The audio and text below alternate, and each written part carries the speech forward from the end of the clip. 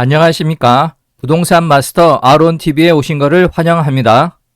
오늘 소개하는 것은 강남 최고의 아파트로 불리우는 것 중 하나인 BTS 지민이 소유하고 있는 반포주공 1단지 124주구 재건축 아파트로 낙찰자가 경매로 입주권을 받는 대박에서 현금 정산되는 물딱지로 여기서 다시 반쪽 로또가 된 사연을 알아보도록 하겠습니다.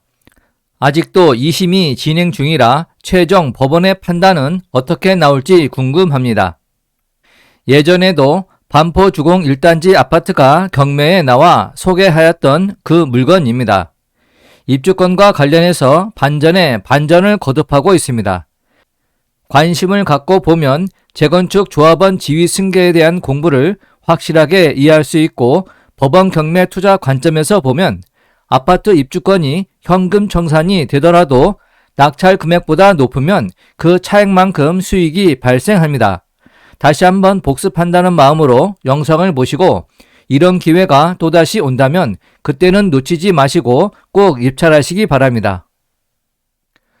단군 이래 최대 규모의 재건축이라는 반포주공 1단지 124주구에서 새 아파트 입주권 자격을 둘러싸고 반전에 반전을 거듭하는 드라마가 펼쳐지고 있습니다.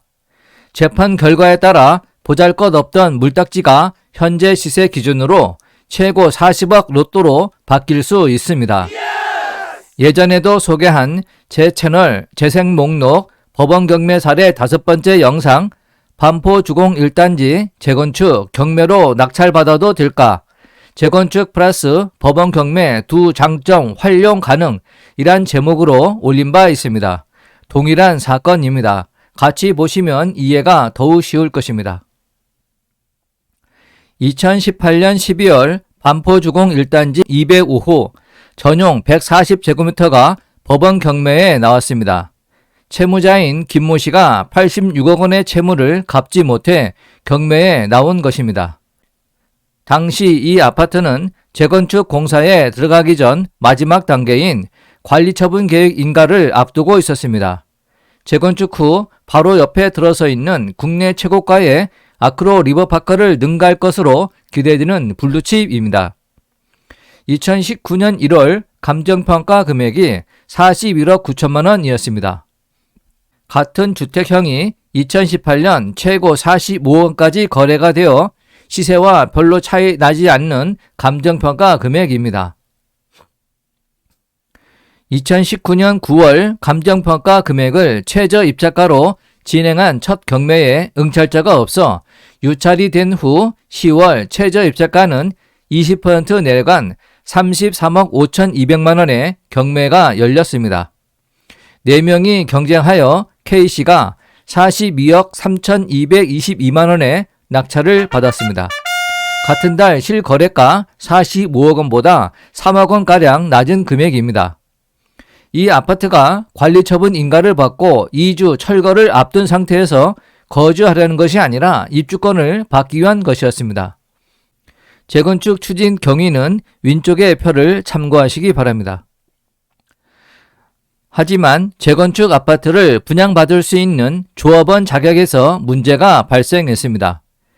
2017년 8월 2일 파리 대책에 따라 서초구 등 투기 과열지구에서 조합 설립 이후 취득한 재건축 조합은 조합원 지위 양도 금지 적용을 받게 됩니다. 이 아파트는 이미 2013년 9월 조합 설립 인가를 받았습니다. 조합원 지위 상실로 새 아파트를 분양받을 수 있는 권리, 즉 입주권이 없어지고 현금을 받고 소유권을 조합에 넘겨야 합니다. 매매나 증여 등이 조합원 지위 양도 금지에 해당됩니다. 그러나 이혼이나 상속 등으로 인한 취득은 예외입니다. 경매의 경우에도 신청 채권자가 국가나 지방자치단체, 금융기관이면은 예외로 조합원 자격을 인정받지만 개인이 신청한 경매 사건에서는 조합원 지위 금지가 해당됩니다. 반포주공 1단지의 위치도입니다. 반포주공 1단지의 부지가 커서 총 4개의 주구로 나뉘어져 있습니다. 이 중 구 반포역 남쪽에 위치하고 반포천과 맞닿은 3주구만 따로 재건축을 진행하고 나머지 주구는 같이 진행합니다. 1, 2, 4 주구는 DH 클래스로 재건축 예정이고 반포 주공 중에서 한강과 맞닿은 금싸라기 땅이라 관심이 초집중된 지역이며 3주구는 프레스티지 바이 레미안으로 재건축 예정인데 2020년 9월 재건축 초과이익 환수제로 가구당 4억 200만 원의 부담금 통보를 받아 세금 폭탄이 떨어지기도 했습니다. 관련된 영상을 참고하시기 바랍니다. 김모 씨의 경매 신청 채권자는 개인 허모 씨입니다. 낙찰받은 K 씨가 법원에 매각 허가 결정 취소 신청을 했고 법원이 감정평가서에 조합원 승계를 조건으로 감정평가했으나 매각 물건 명세서에 조합원 승계 등 여부를 기재하지 않았다며 K씨 신청을 받아들여 경매가 무효 처리되었습니다. 그 뒤 매각 물건 명세서에 현금 청산 대상이라고 명시가 되었습니다. 조합원 지위를 유지할 것을 전제로 입주권을 고려해 감정평가했으나 조합원 지위가 승계되지 않는 현금 청산 대상임을 유의하라. 이렇게 매각 물건 명세서에 표시가 되었습니다.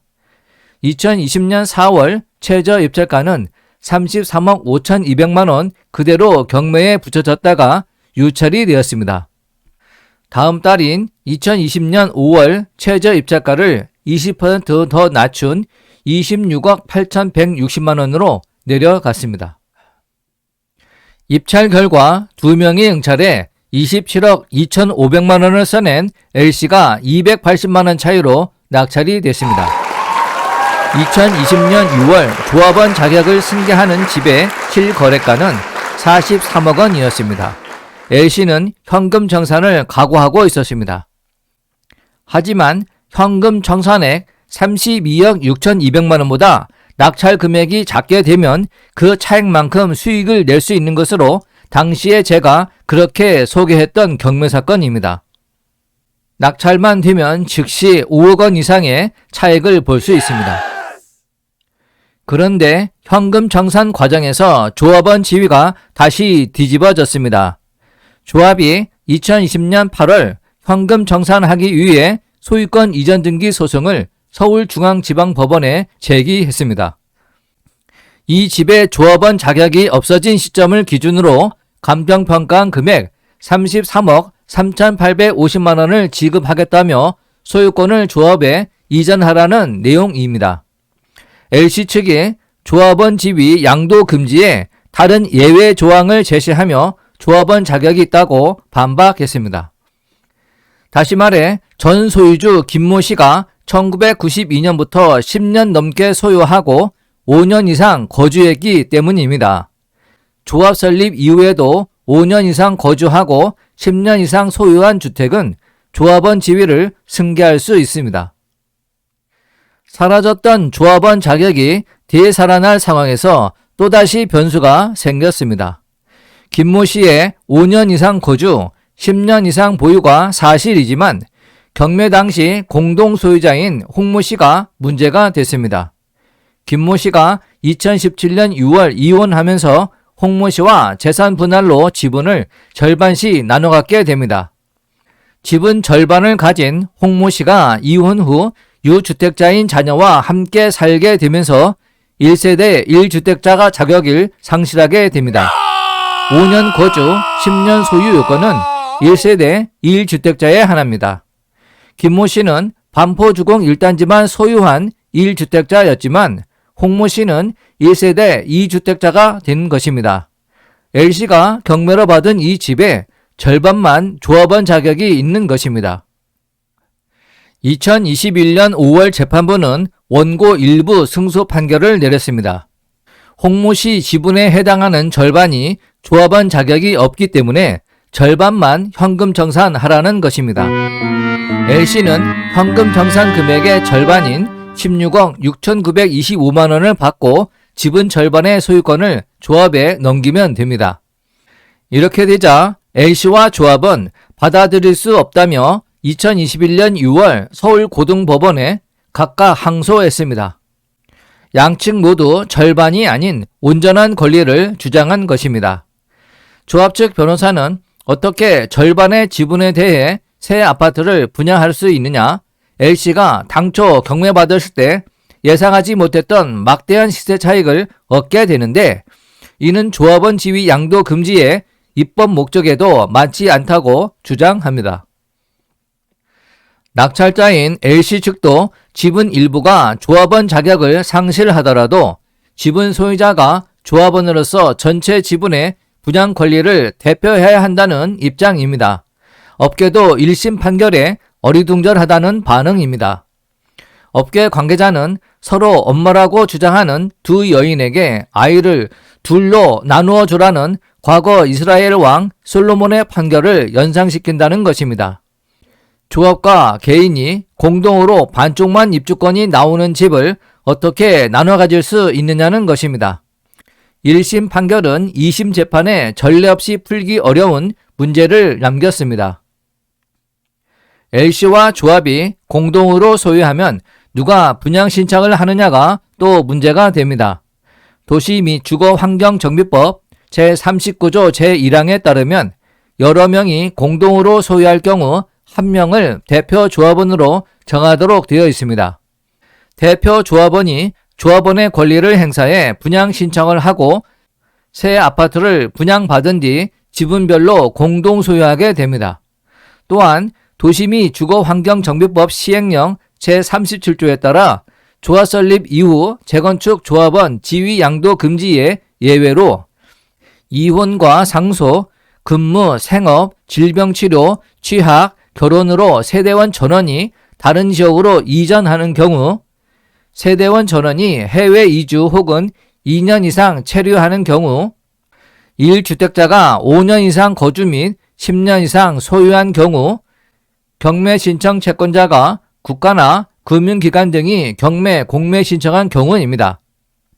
그 밖에 3년 이상 보유한 경우로 조합 설립 인가로부터 3년 이내에 사업시행계획 인가를 신청이 없는 경우, 사업시행계획 인가로부터 3년 이내에 착공하지 못한 경우, 착공일로부터 3년 이내에 준공되지 아니한 경우 등이 또 있습니다.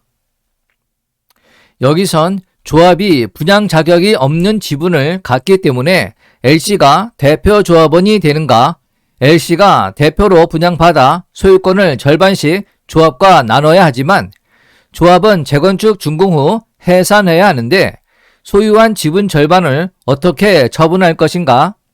이 지분을 제3자에게 매각할 경우 L씨와 제3자가 공동 소유한 상황에서 매매 등 재산권 행사를 제대로 할 수 있을까?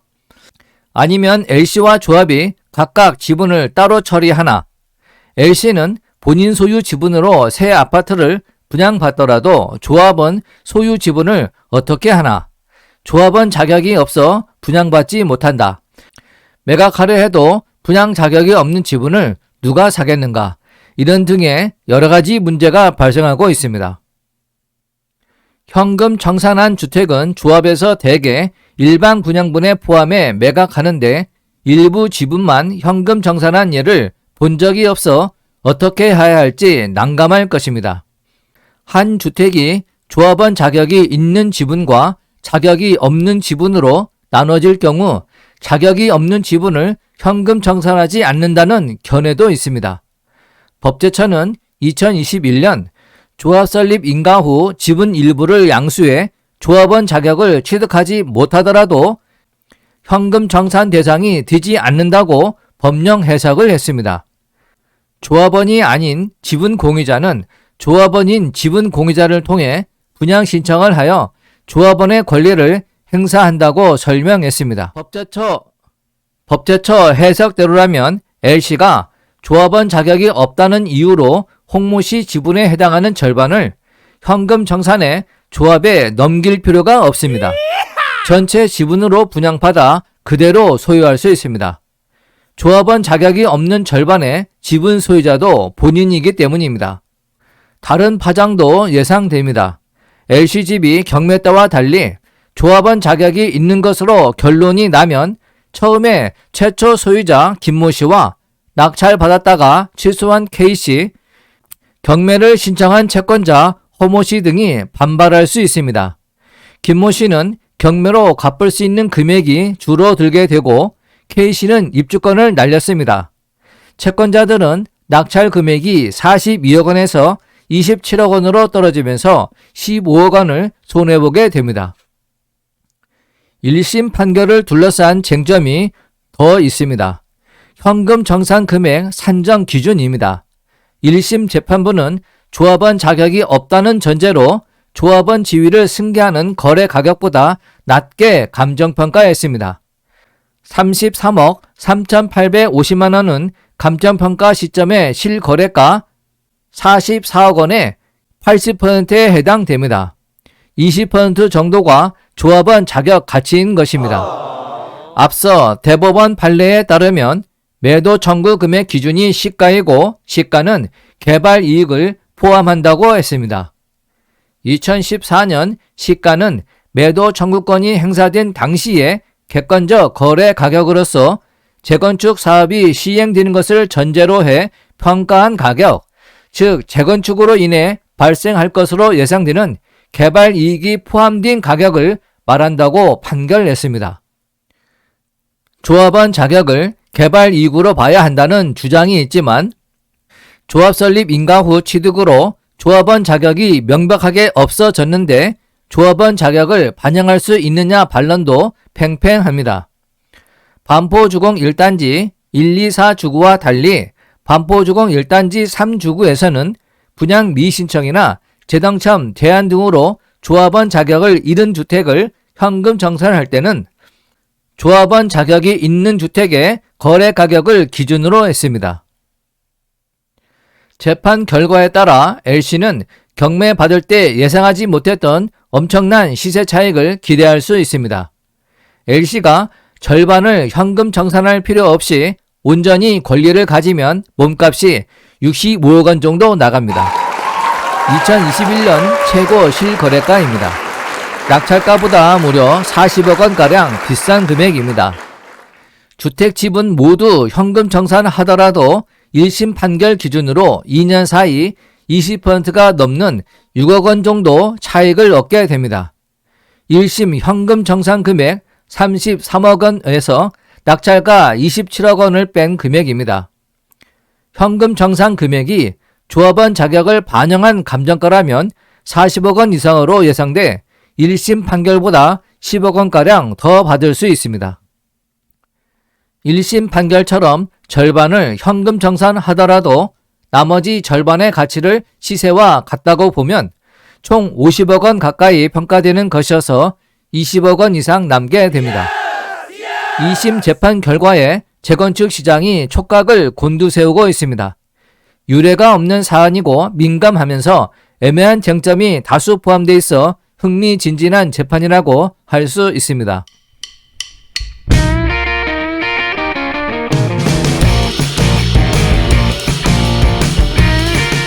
본 강좌가 유용했다면 구독과 좋아요 꾹 눌러주시고 궁금한 점은 댓글을 남겨주시기 바랍니다. 감사합니다.